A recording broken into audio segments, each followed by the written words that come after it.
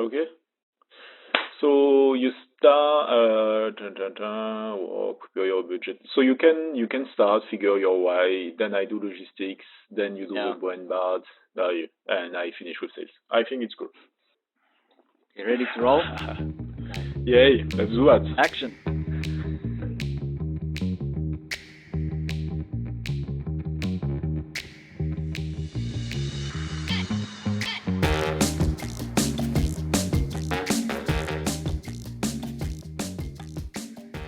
Yay, let's do that. Is that what you're saying to me, Jono? Yes. Hey, Jonathan. It's good to be back, mate. What's Yes. happening? Good. Our first new generation episode got a lot of very good feedback. So Yes. I'm so happy to have read all that you shared, folks, about this episode. So it confirmed that we made so far at least the right choice. So it's time to reply to another question, I guess. Yes. And this week we're going to talk about solo entrepreneurship. Hey, so it's We did cover it Thursday, in one of our things previous are looking shows, up, but we thought we'd revisit and this. I just gave you a Try and little go through it in our peek succinct behind the way. curtain of a recent podcast recording with my good friend, Then also, Jonathan Gall. for you to stick around My name is for Vander the Puchert, and you're listening to Finding Frequency, one man's quest to find the extraordinary in the ordinary, one day at a time. So I dabble in multiple podcasts, actually produced one that I'm not really involved with now. I'm producing another one. And then I also have my own one, Block Thinking, with Jono.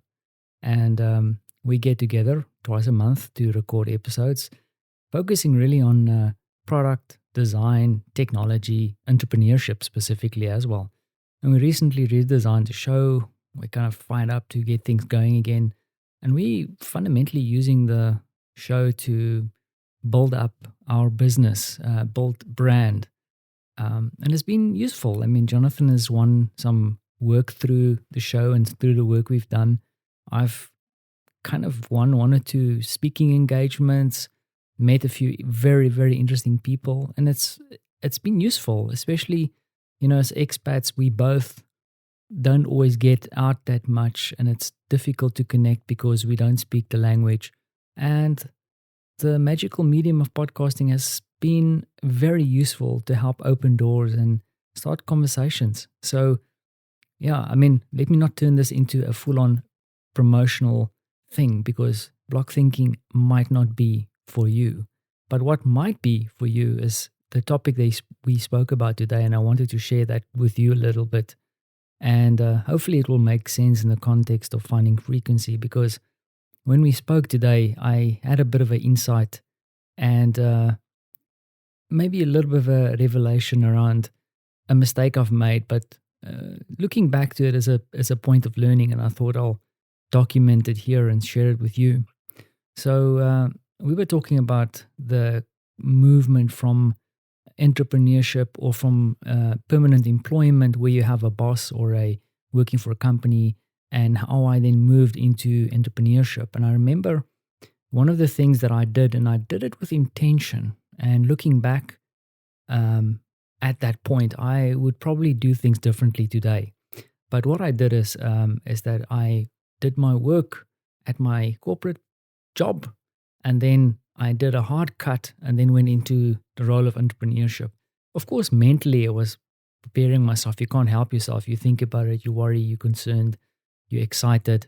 But I didn't do a lot of things leading up to my departure from my company because I thought perhaps a bit unethical. I would say now, reflecting back, yes, trying to win clients and maybe starting to do work on the side might be unethical in some instances, but I missed a bit of a beat by not focusing on things that I could have done, like building brand, thinking about marketing campaigns, thinking about sales, maybe doing a bit more around financial projections. I did some of that. Most of it I did when I left in the first month or two. But also what that did is, to my second point, is when some of the stuff that I did do, I had to do when I left the company, where I should have built myself a buffer, more time, because I also met with a kind of former client of mine, And we spoke a bit of business, of course, today, but we also spoke about his future because